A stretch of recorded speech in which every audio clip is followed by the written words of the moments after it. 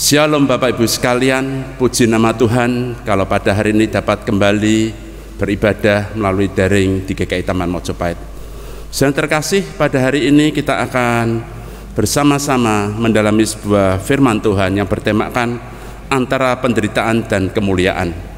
Adapun pemberitaan firman ini akan dibawakan oleh Pendeta Hamzah Uwi dari GKI Diponegoro. Kiranya ibadah hari ini boleh mendatangkan berkat bagi kita semuanya, baik yang mendengarkan di rumah ataupun di mana saja. Tuhan memberkati. Dan mari kita akan memuji Tuhan. Kita pujikan lagu Hai Mari Sembah.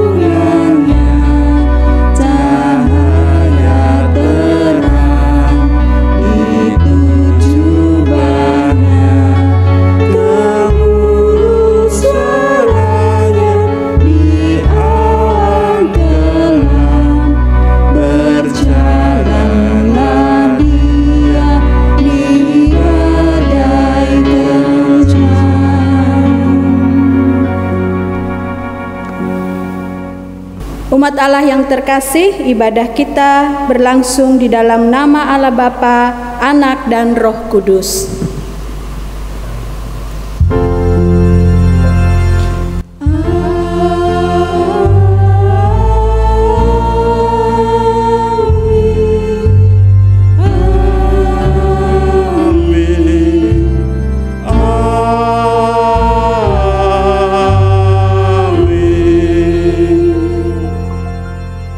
Tuhan beserta saudara dan beserta saudara juga.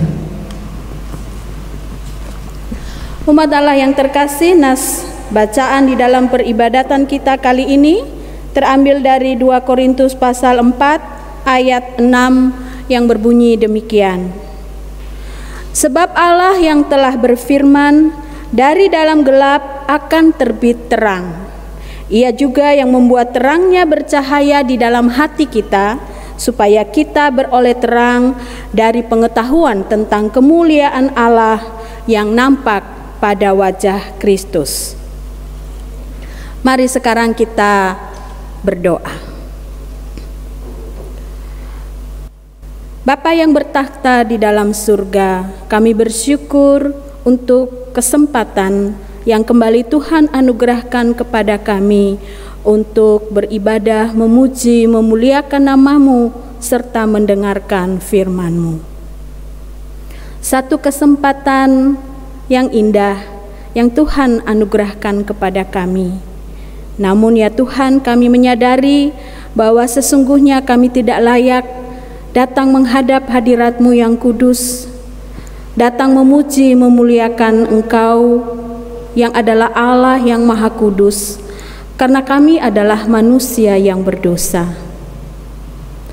Di dalam kehidupan kami setiap hari, di mana saja kami berada, baik ketika kami berada di tengah-tengah keluarga kami, di tempat pekerjaan kami, di dalam lingkungan masyarakat di mana kami tinggal, dan di mana saja ya Tuhan, kami melakukan hal-hal yang tidak sesuai dengan kehendak Tuhan.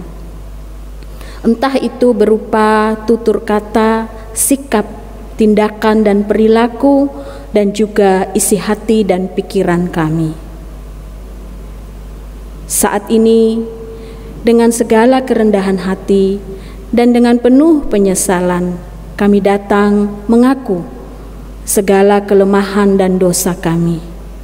Dan dengan kerendahan hati kami datang memohon, kiranya Engkau ya Tuhan berkenan mengampuni kami, menyucikan kami, dan melayakkan kami. Dengarkanlah doa kami ini, karena kami memohon hanya di dalam nama Yesus Kristus, Tuhan dan Juru Selamat kami yang hidup. Amin. Umat Allah yang terkasih, bagi setiap kita yang dengan sungguh-sungguh datang ke hadapan Tuhan mengaku segala kelemahan dan dosa kita, serta dengan penuh pengharapan memohon pengampunan dari Tuhan, maka selaku hamba Tuhan Yesus Kristus, saya memberitakan berita anugerah bagi setiap kita yang akan saya bacakan dari Efesus pasal 1 ayat 7 dan ayat 8 yang berbunyi demikian.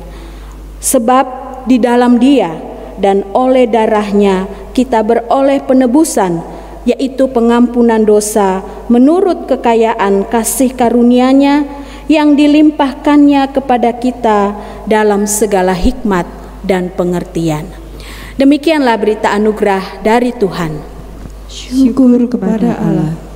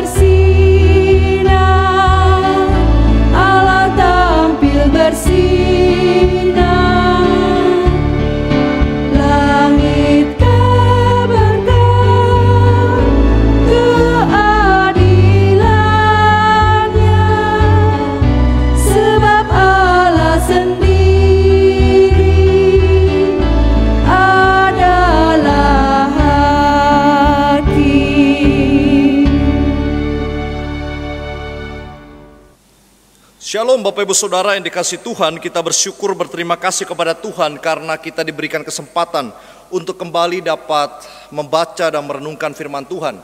Itu sebabnya Bapak Ibu Saudara, sebelum kita melakukan semua itu, saya mengajak kita tundukkan kepala lebih dulu dan kita bersama-sama berdoa. Mari kita berdoa. Bapa yang di surga, kami bersyukur dan berterima kasih kepada Tuhan karena diberikan kembali kesempatan untuk mendengarkan firman-Mu. Kiranya Tuhan memimpin menolong kami agar kami boleh mendengarkan firman-Mu dengan baik, menjadi pelaku firman yang taat dan setia, dan pada akhirnya kami boleh memuliakan akan nama Tuhan. Berkati hamba-Mu yang hina dan terbatas ini, agar dapat menyampaikan firman-Mu dengan baik dan benar, dan Tuhan pakai sampai pada akhir daripada ibadah ini. Di dalam nama Tuhan Yesus, Juru Selamat yang hidup, kami berdoa. Amin. Bapak Ibu Saudara, saya mengajak kita bersama-sama membuka Alkitab kita dari Injil Markus pasal 9 ayat 2 sampai ayat 9. Injil Markus pasal 9 ayat 2 sampai 9, bagi Bapak Ibu Saudara yang sudah mendapatkannya, saya akan membacakannya bagi kita sekalian. 6 hari kemudian, Yesus membawa Petrus, Yakobus dan Yohanes, dan bersama-sama dengan mereka ia naik ke sebuah gunung yang tinggi. Di situ mereka sendirian saja. Lalu Yesus berubah rupa di depan mata mereka, dan pakaiannya sangat putih berkilat-kilat. Tidak ada seorang pun di dunia ini yang dapat menggelantang pakaian seperti itu. Maka nampaklah kepada mereka Elia bersama dengan Musa. Keduanya sedang berbicara dengan Yesus. Kata Petrus kepada Yesus, "Rabi, betapa bahagianya kami berada di tempat ini. Baiklah kami dirikan 3 kemah, 1 untuk engkau, 1 untuk Musa, dan 1 untuk Elia." Ia berkata demikian sebab tidak tahu apa yang harus dikatakannya, karena mereka sangat ketakutan. Maka datanglah awan menaungi mereka, dan dari dalam awan itu terdengar suara, "Inilah anak yang kukasihi, dengarkanlah dia." Dan sekonyong-konyong waktu mereka memandang sekeliling mereka, mereka tidak melihat seorang pun lagi bersama mereka kecuali Yesus seorang diri. Pada waktu mereka turun dari gunung itu, Yesus berpesan kepada mereka supaya mereka jangan menceritakan kepada seorang pun apa yang telah mereka lihat itu sebelum Anak Manusia bangkit dari antara orang mati. Saudara, demikianlah Injil Yesus Kristus. Yang berbahagia ialah mereka yang mendengarkan firman Tuhan dan yang memeliharanya. Hosiana. Haleluya, haleluya, haleluya.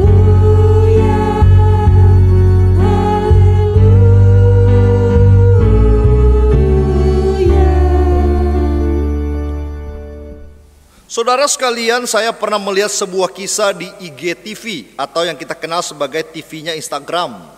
Seorang yang biasa-biasa secara pakaian maupun wajah, bahkan mungkin terkesan lebih kumal sebenarnya daripada biasa-biasa saja. Orang banyak melihatnya, lalu kemudian orang mulai berbisik betapa kumal, betapa sederhana dan kurang semarak wajah dan pakaiannya. Saudara merasa dilecehkan, pria yang kumal dan sederhana ini tiba-tiba menjadi pribadi yang harum, bergaya Korea dan begitu cakep. Lalu orang-orang yang tadinya menghina tiba-tiba berbisik satu dan yang lain, very handsome. Bapak Ibu Saudara, ini sebuah cerita untuk menghibur kita. Dan kisah-kisah begini banyak sekali kita dapatkan di media sosial pada hari ini. Di tengah-tengah pandemi COVID-19 yang terus bertambah jumlahnya, di tengah-tengah orang-orang yang sudah mulai takut atau bosan mungkin Bapak Ibu Saudara, mulai mereka lebih suka melihat hal-hal seperti ini. Dan inilah kreativitas pemuda zaman now. Sebuah sandiwara, sebuah adegan, sebuah cuplikan-cuplikan untuk menghibur setiap kita yang berada di dalam kebosanan ataupun di dalam hal-hal yang berbeda atau yang lain. Tetapi teks yang kita baca Bapak Ibu Saudara, kita lebih lagi mengisahkan sebuah realita, bukan sebuah drama. Kisah yang ditampilkan di dalam teks kita bukan penghiburan bagi kita, bukan kisah untuk mengisi kekosongan kita, tetapi realita di dalam kristologi. Teologi yang mengisahkan mengenai Yesus Kristus yang berubah bentuk atau kita kenal sebagai transfiguration atau transfigurasi, yang kita hari ini beribadah di dalam hari Minggu Transfigurasi. Di dalam ayat 2 dikatakan perubahan bentuk atau transfigurasi itu terjadi di depan mata mereka. Lalu kita bertanya siapa mereka. Di dalam bagian Alkitab ayat 2 dikatakan 3 orang murid, yaitu Petrus, Yakobus, dan Yohanes. Sehingga bisa dibayangkan apa yang terjadi jika suatu malam hal itu terjadi di depan saudara. Pasti Bapak Ibu Saudara kaget seperti 3 orang murid itu. Bagaimana tidak kaget Yesus yang ia kenal sebagai sang guru, rabi yang ia kagumi, yang penampilannya sederhana sekali, yang mungkin tidak beda dengan saudara dan saya, tetapi pada saat malam itu tiba-tiba ia berubah menjadi terangnya luar biasa. Dan kalau kita berjalan di sebuah jalan, ada orang yang biasa-biasa tiba-tiba menyala, Bapak Ibu Saudara, kita pasti juga akan terkejut luar biasa. Ini hanya sebagai satu gambaran supaya kita bisa membayangkan betapa terkejutnya mereka pada waktu itu. Namun apabila kita telusuri lebih dalam secara teologis, Bapak Ibu Saudara, sebenarnya secara ideal Yesus tidak berubah menjadi terang penuh kemuliaan. Karena Yesus sudah penuh kemuliaan itu. Justru dia penuh kemuliaan berubah menjadi sederhana. Allah yang adalah Allah raja di atas segala raja itu turun menjadi manusia. Justru mengambil rupa yang sederhana, yang sebenarnya dia adalah penuh kemuliaan. Wajah atau penampakan yang ditampilkan Yesus di gunung itu, Bapak Ibu Saudara, adalah wajah sebenarnya. Sebuah spiritualitas kemuliaan yang tidak terkira. Sebuah kemuliaan yang tidak dapat digambarkan dengan apapun. Sehingga apabila Bapak Ibu Saudara membaca Markus pasal 9 ayat 3 ini, maka Bapak Ibu akan mendapatkan kalimat tidak ada seorang pun di dunia ini yang dapat menggelantang pakaian seperti itu. Artinya apa Bapak Ibu Saudara? Artinya sebuah kemuliaan yang tidak dapat digambarkan sama sekali. Jadi kalau kita mencoba melukiskan kemuliaan Tuhan ketika datang kembali di dalam kitab Wahyu, Bapak Ibu Saudara, kita tidak akan pernah dapat menggambarkan betapa sucinya, betapa mulianya, betapa agungnya, betapa berkuasanya Tuhan itu. Sehingga kita akan bisa mengatakan dia besar dan dia dahsyat. Dan ketika para murid 3 orang itu melihat Yesus berubah bentuk transfigurasi di depan mata mereka, mereka kemudian melihat pribadi yang berbeda dengan apa yang mereka kenal. Tidak sampai di sana ketika orang murid itu melihat jelas ada 2 orang yang berbeda yang bersama Yesus. Lalu mereka mengatakan di situ, bolehkah kami membangun kemah, 3 kemah untuk Elia, Musa, dan guru? Saya lalu berpikir bagaimana 3 murid itu tahu bahwa itu adalah Elia dan Musa gitu loh. Lalu Bapak Ibu Saudara, saya mencoba memikirkan bagaimana mereka bisa tahu itu Elia dan Musa. Mungkin saja Yesus memperkenalkan bahwa ini Elia dan Musa. Atau mungkin saja ketika mereka melihatnya, ada suara di dalam hati mereka yang berkata bahwa itu Elia dan Musa. Dan saya membayangkan Bapak Ibu Saudara lebih lagi bahwa mereka diberikan anugerah besar untuk dapat mengenal 2 orang lain bersama Yesus. Yang bagi orang Yahudi, 2 nabi itu adalah nabi yang sangat populer, bahkan tersohor. Saya tidak berani katakan mereka nabi yang luar biasa, karena di dalam perjanjian baru, khususnya di bagian Alkitab yang berbeda, di situ dikatakan Elia itu manusia biasa sama seperti kita. Tetapi Bapak Ibu Saudara, bagi 3 murid ini adalah peristiwa yang sangat populer. Peristiwa yang tidak akan pernah mereka lupakan, karena mereka sedang bertemu dengan 2 pribadi yang hidup ribuan tahun sebelumnya. Dan pribadi itu adalah pribadi yang dikagumi oleh orang-orang sebangsanya yang luar biasa. Dan 2 orang ini justru bertemu dengan 1 pribadi, yaitu Yesus, anak tukang kayu. Di sini kita melihat bahwa kemuliaan Tuhan bukan kemuliaan yang biasa. Dan secara spontanitas seperti biasanya Petrus, murid yang lebih dulu bicara daripada otaknya berputar itu mengatakan, kami bahagia, kami hendak membangun 3 kemah di tempat ini. Dan perkataan ini keluar bukan dari sebuah kesadaran perlunya tenda.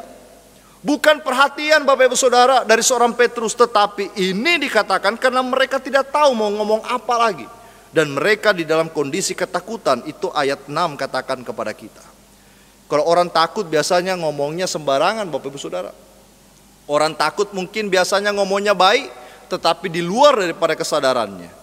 Yesus tidak menjawab, tidak merespon perkataan Petrus.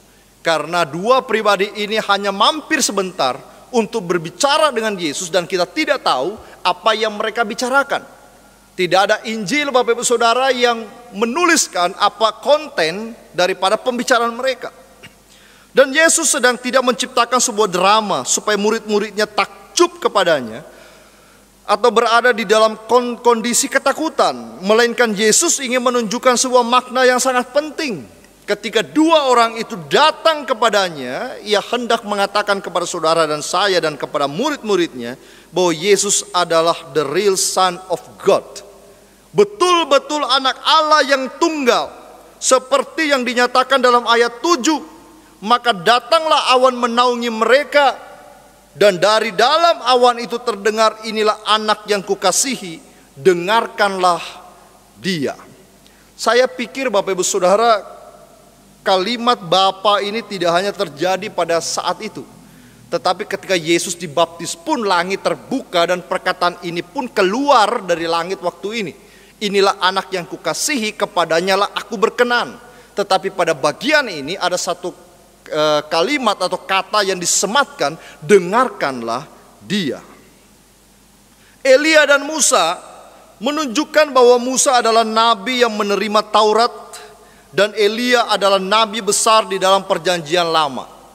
Sehingga ketika Yesus membuat mujizat demi mujizat, Yesus bertanya kepada para muridnya, menurut orang siapakah aku ini? Rame-rame orang mengatakan engkau adalah Elia. Dan Elia, Bapak Ibu Saudara, kenapa Elia? Karena Elia juga adalah pembuat mujizat, disamakanlah dengan Kristus. Dengan kata lain, banyak memang pada waktu itu orang mengagumi Yesus itu sebagai Elia. Tetapi ketika transfigurasi ini terjadi, kita pun memahami bahwa Yesus jauh lebih besar daripada Elia yang datang kepada Kristus. Musa datang kepada Kristus dan berbicara kepada Yesus.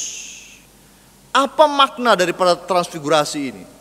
Apa makna Bapak Ibu Saudara ketika 2 pribadi besar itu bertemu dengan Yesus? Satu Musa yang menerima hukum Taurat di Gunung Sinai, yang satu Elia adalah nabi besar di dalam perjanjian lama.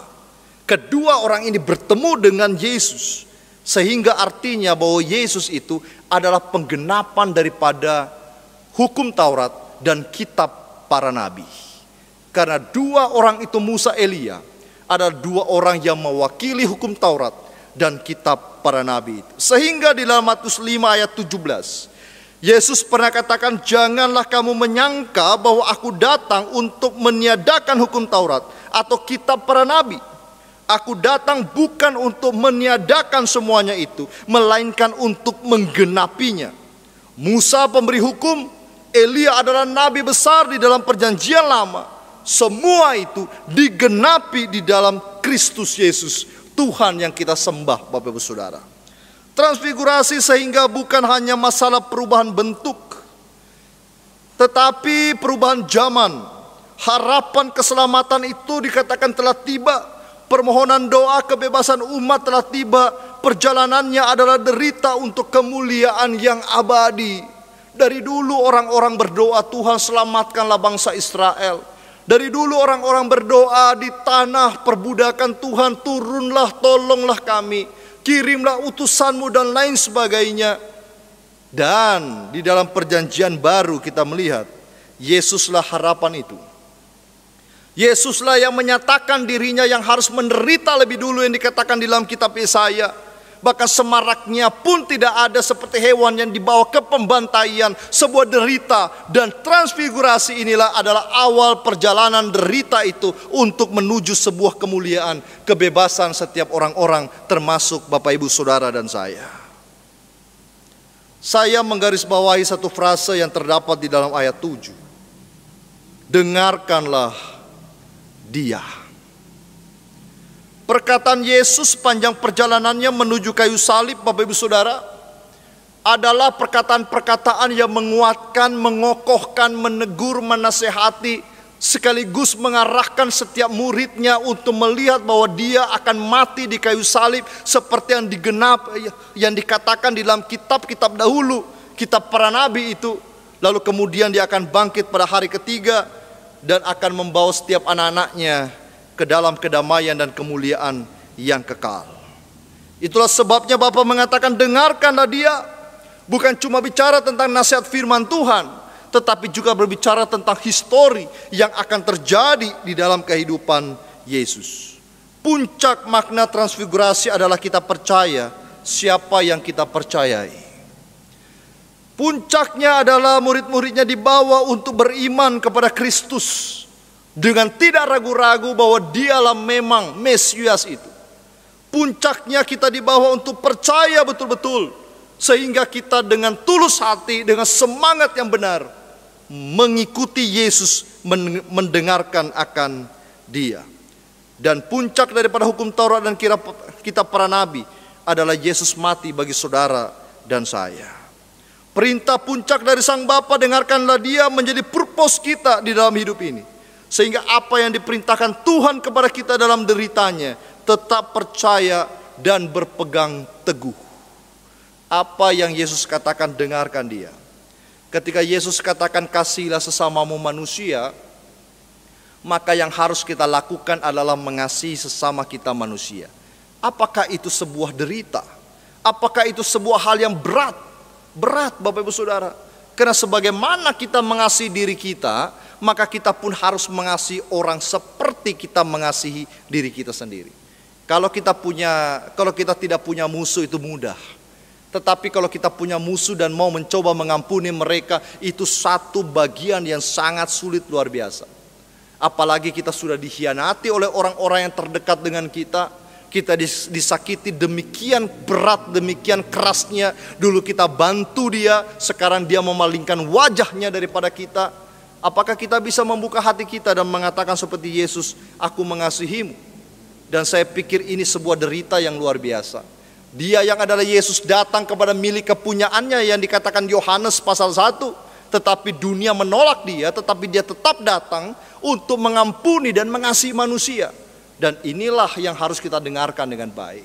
Ketika Yesus bicara tentang orang Samaria yang baik hati, Bapak Ibu Saudara, yang tidak kenal orang asing hospitalitasnya, bukankah kita juga harus melakukan itu? Dan apakah ini masuk di dalam kategori penderitaan? Betul, penderitaan, karena kita harus melawan kedagingan kita sendiri, nafsu dan egois kita.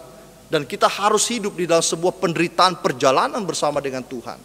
Ketika Tuhan mengatakan kepada kita hidup di dalam taat dan setia, ini juga susah, karena kita harus menyalibkan daging kita, tidak melihat lagi fokus hidup kita pada kita, tetapi pada Kristus. Dan kita betul-betul harus memikul salib kita. Ini juga adalah sebuah derita, bukan Bapak Ibu Saudara? Yang harus kita lakukan di dalam hidup kita. Bergelut dengan masalah, jangan menyerah atau pupus iman kita. Bahkan kita harus bertahan di dalam masalah kita ketika kita berjuang, bergelut bersama-sama dengan segala problem hidup kita. Kita harus pertahankan iman kita, tidak gampang juga. Kita harus berjuang.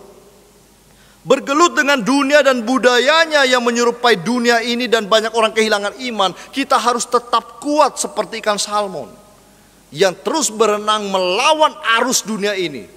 Karena kita punya panggilan yang jelas untuk mendengarkan Kristus.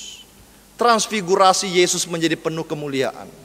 Harusnya juga kita bertransfigurasi di dalam hidup ini. Bertransfigurasi, bertransformasi dalam hidup ini. Dari hidup yang lama menjadi hidup yang baru. Dari hidup yang penuh kegelapan menjadi hidup yang menuju kepada terang. Dari hidup yang tidak mengerti apa itu cinta kasih menjadi hidup yang mengerti apa itu cinta kasih. Dari hidup yang hilang menjadi hidup yang ditemukan oleh Yesus. Dari hidup yang hampa menjadi hidup yang benar-benar mengenal siapa Yesus. Saya punya seorang teman, seorang sopir kontainer di Sulawesi Utara, Bapak Ibu Saudara. Dia orang yang kasar sekali. Dia pulang ke rumah dengan kondisi yang mabuk dan seringkali tidak tahu yang mana pintu, yang mana istrinya.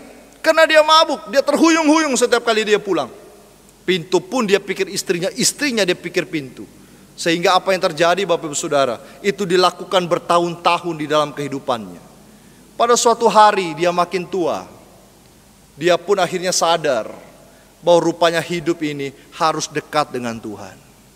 Hidup yang penuh dengan dosa itu mulai pudar menjadi hidup yang penuh kemuliaan Tuhan.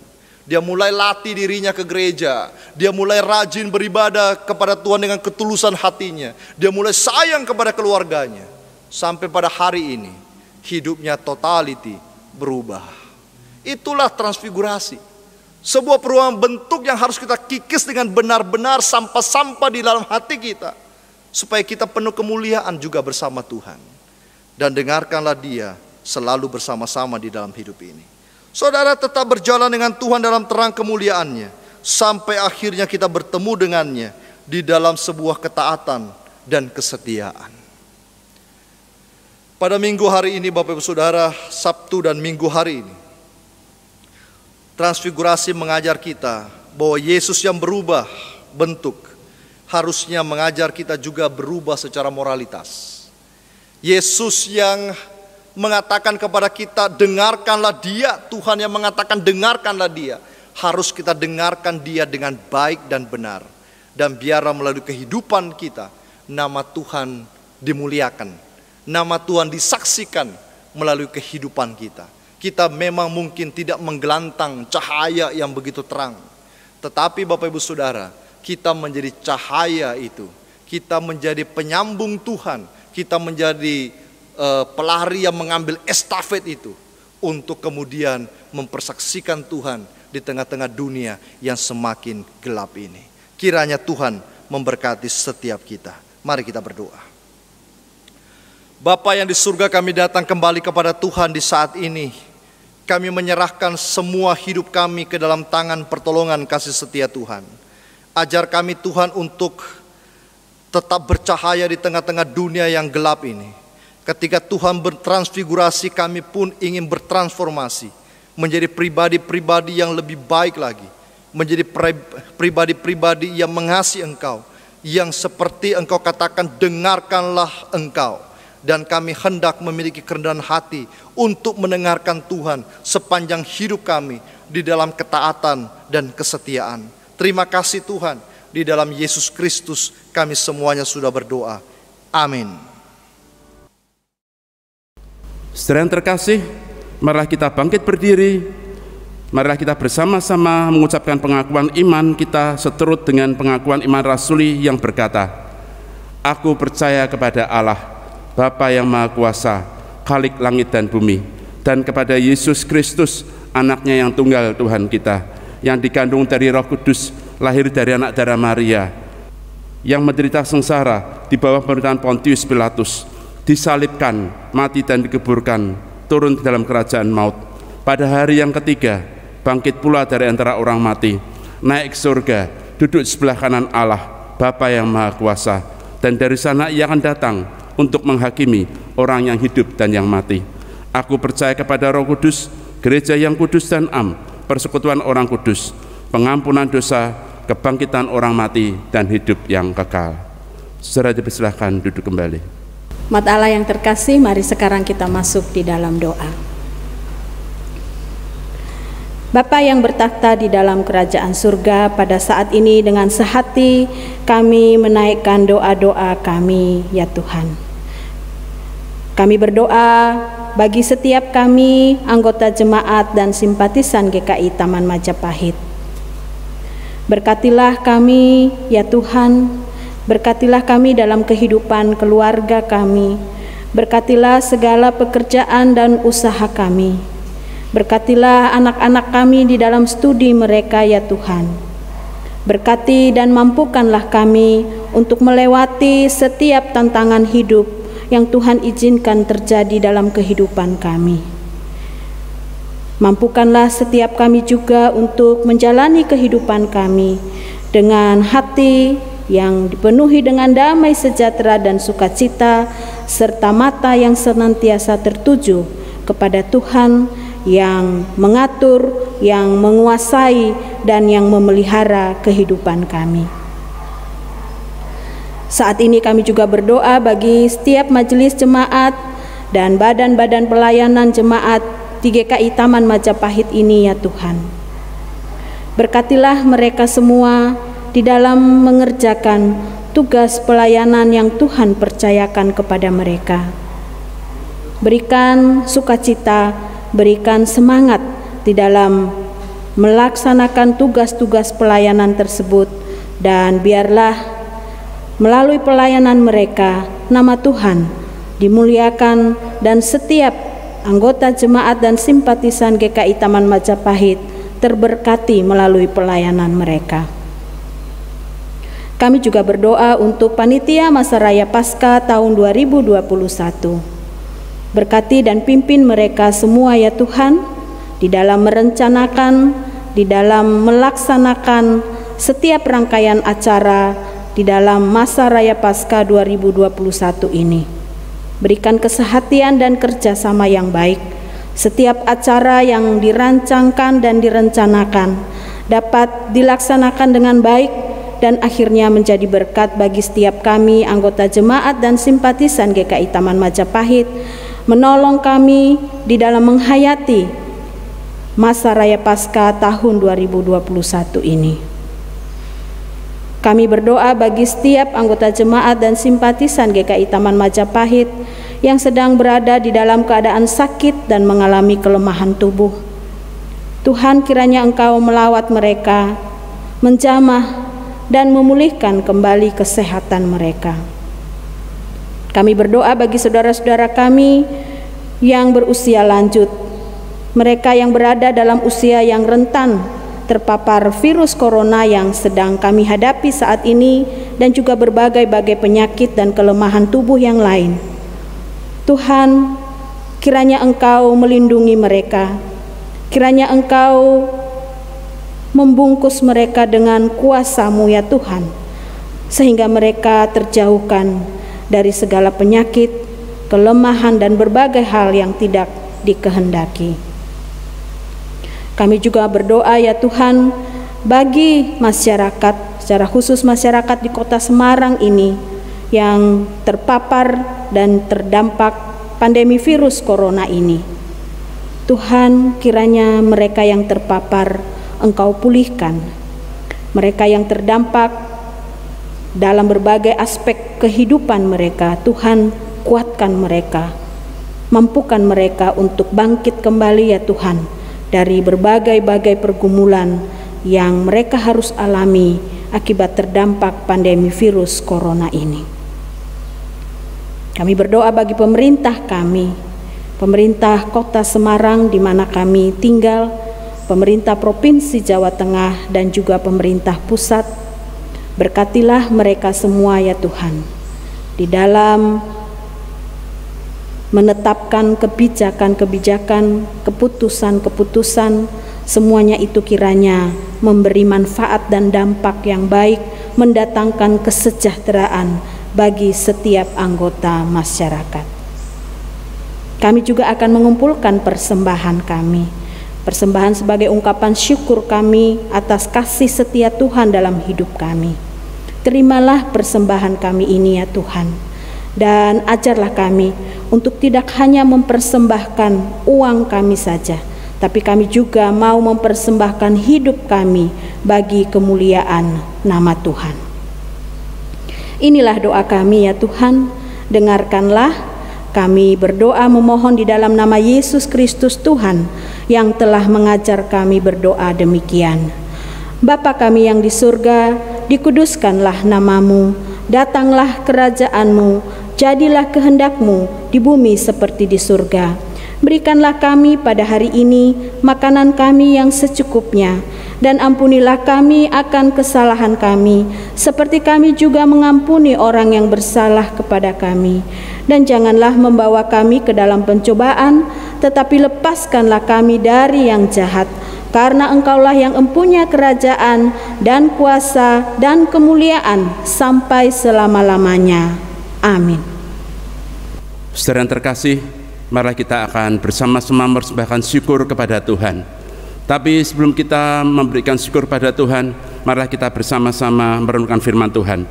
Diambil dari 1 Tawarik 29 ayat 17. Firman Tuhan berkata, "Aku tahu ya Allahku, bahwa Engkau adalah penguji hati dan berkenan kepada keikhlasan.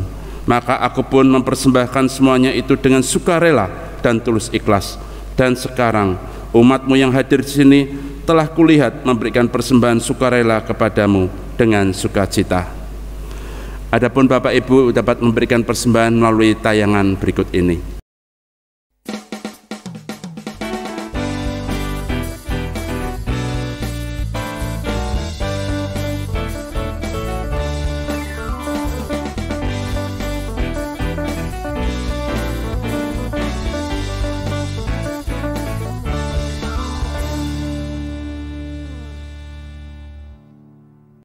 Terima kasih, Tuhan memberkati.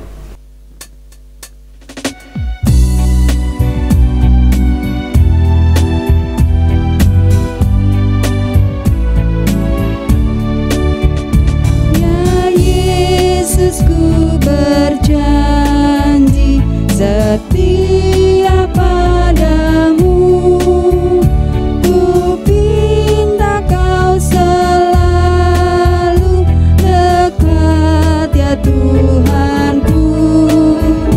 Di kancah pergumulan jalanku tak sesat, karena Engkau temanku, pemimpin terdekat.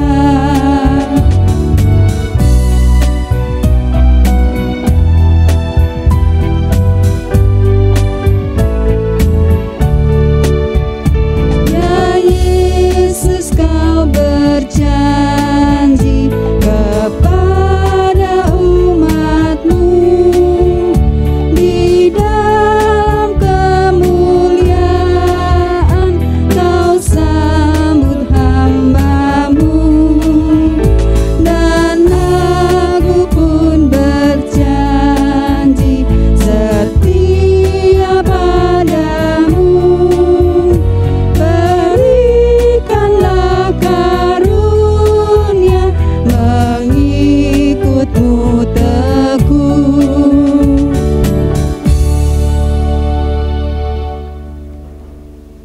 Umat Allah yang terkasih, sekarang arahkanlah hatimu kepada Tuhan. Kami mengarahkan hati kepada Tuhan. Jadilah saksi-saksi Kristus. Syukur kepada Allah, Terpujilah Allah. kini dan selamanya. Sekarang bersama kita menerima berkat Tuhan. Tuhan memberkati kita dan melindungi kita. Tuhan menyinari kita dengan wajah-Nya dan memberi kita kasih karunia. Tuhan menghadapkan wajah-Nya kepada kita dan memberi kita damai sejahtera sekarang sampai selama-lamanya. Amin.